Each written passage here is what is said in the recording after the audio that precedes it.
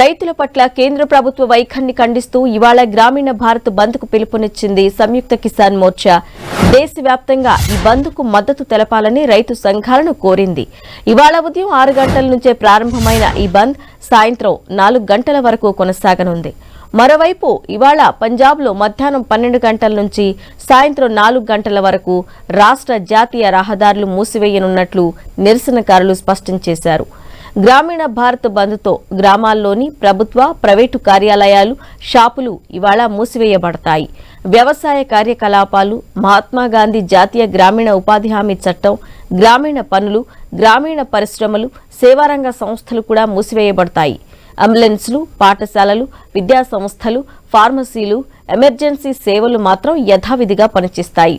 బ్యాంకులు కూడా తెరిచే ఉంటాయి.